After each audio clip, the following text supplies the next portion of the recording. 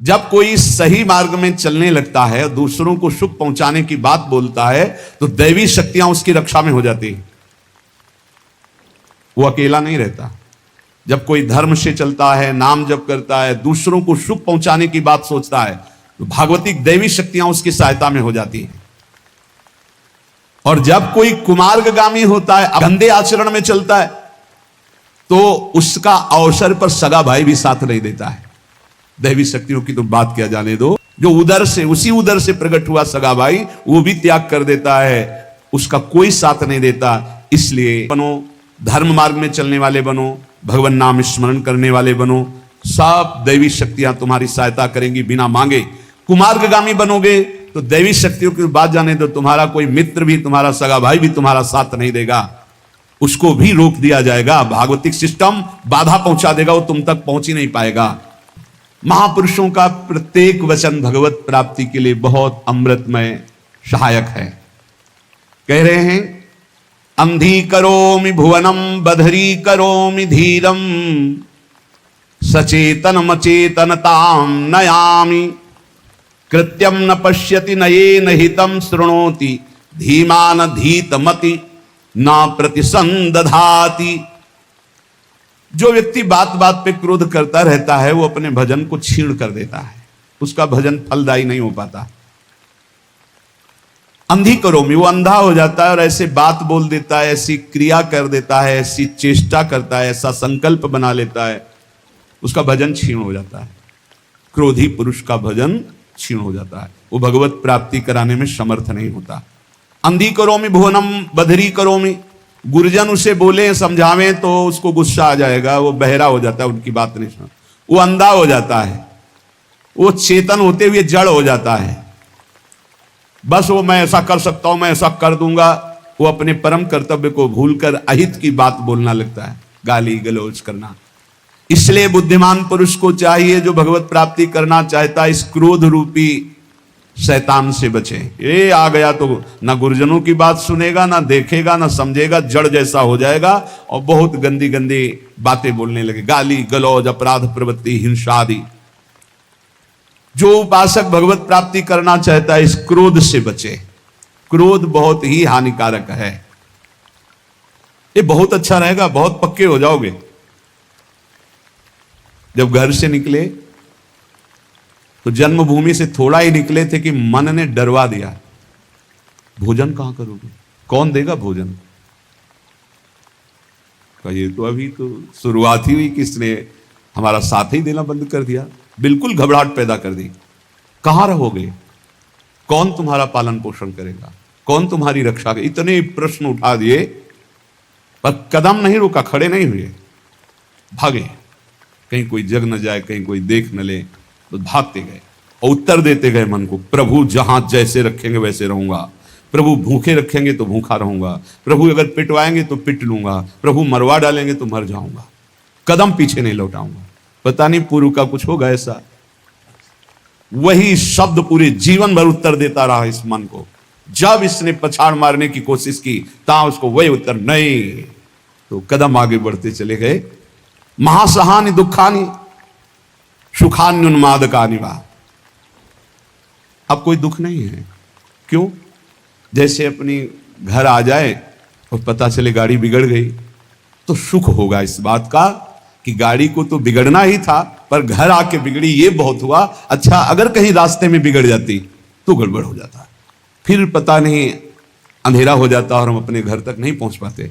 लेकिन कृपा ये हुई कि जब घर दिखाई दिया कि आ गया, तो गाड़ी बिगड़ गई, तो कोई परेशानी नहीं हुई, अपनी अटैची उतारी, अपने घर आ गए।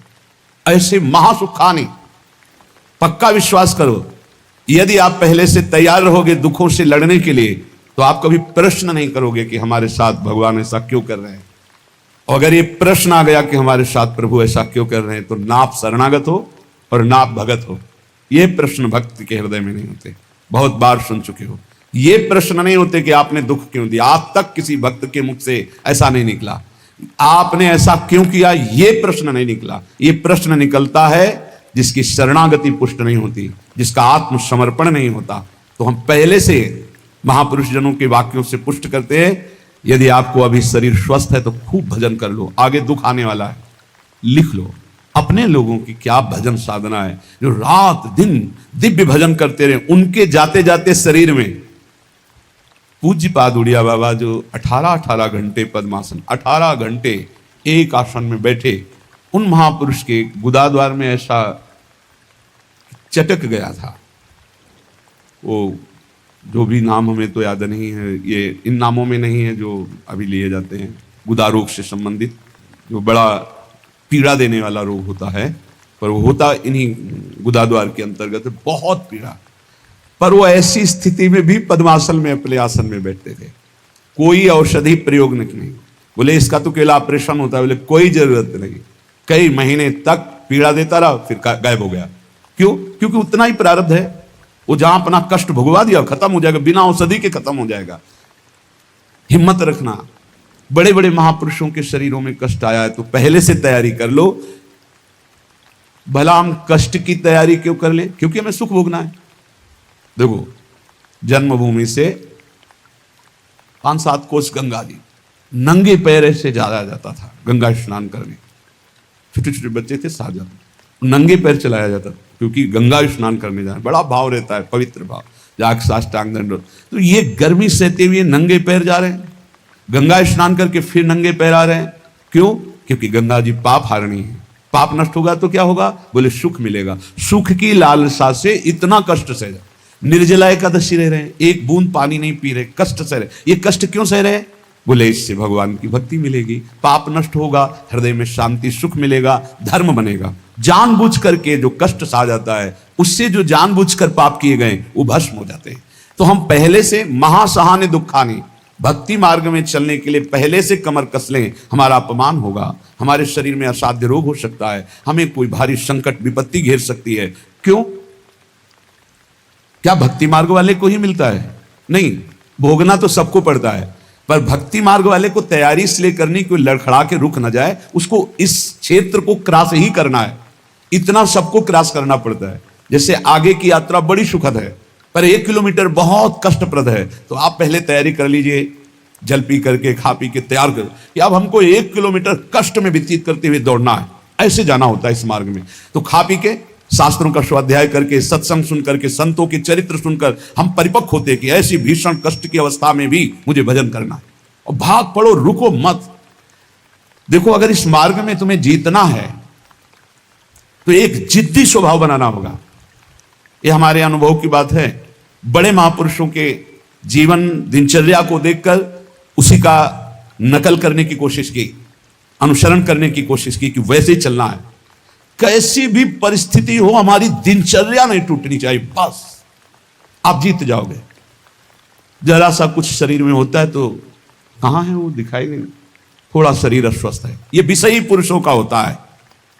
ये शब्द विषयी पुरुषों का होता है, भगवत पार्षद साधकों का नहीं होता है, साधकों को नहीं होता है। किसी भी परिस्थिति में अगर जान है तो दिनचर्या है, पकड़ो, हमें ले चलो।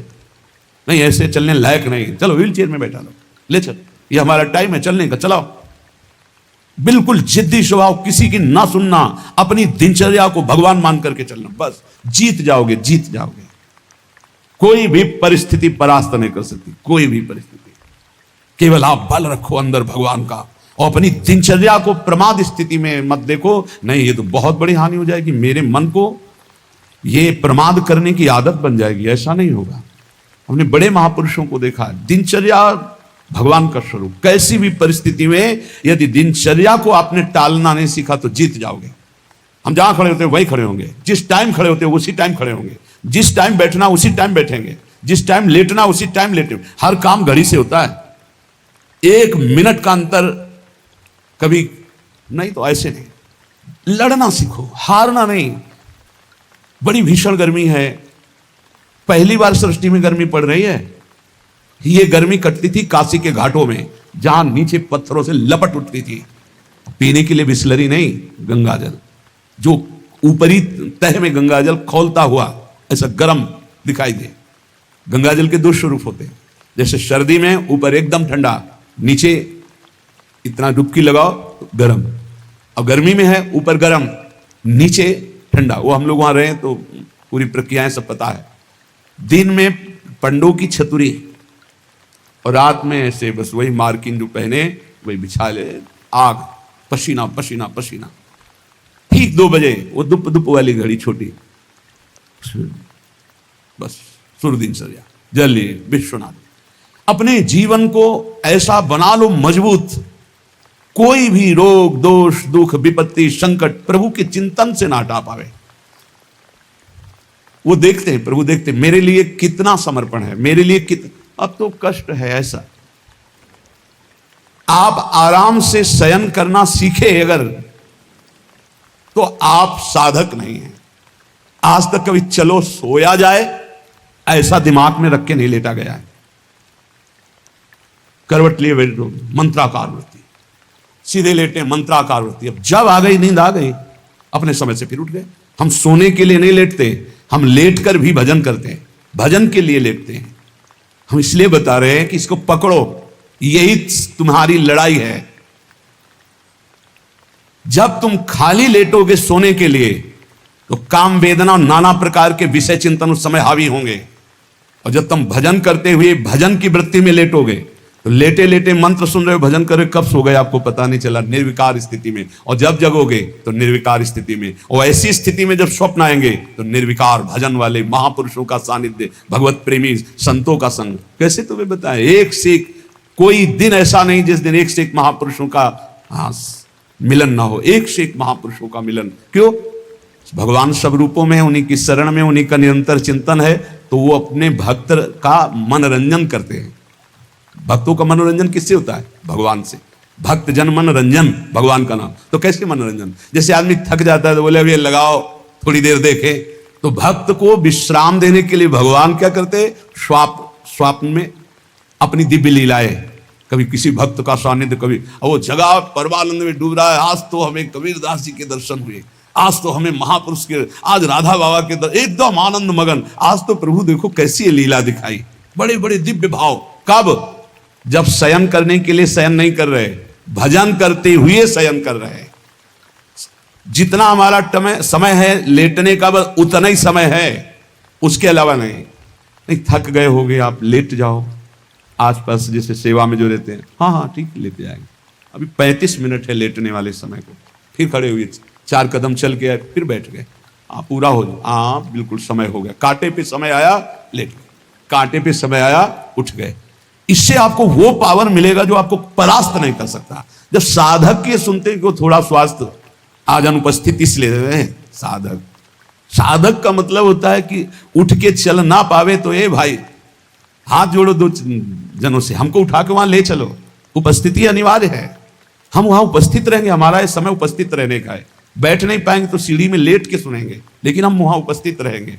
ऐसा जब जिद्दी स्वभाव होता है, तब माया मां की तरह दुलार करती कहती निकल जाओ। तो महासहानि दुखानि, ऐसे किसी के विषय में अगर जानना है तो या तो सोई जाने जे देव जनाई, और या हर समय रात दिन उनके साथ रहो तो जान सकते हो। बाहर ही नहीं, बाहर से तो आप केवल कुछ समय के दृश्य को देखोगे, अपनी बुद्धि के तराजू में तोलोगे तो तुम्हारी बुद्धि कितनी है वो तुम हरी जाने। महासहानि दुखानि, ये शब्द बहुत अमृत है। यदि ऊपर उठना है तो इस शब्द को गले लगाना पड़ेगा। भगवत मार्ग में चलना है तो इस शब्द को गले लगाना पड़ेगा।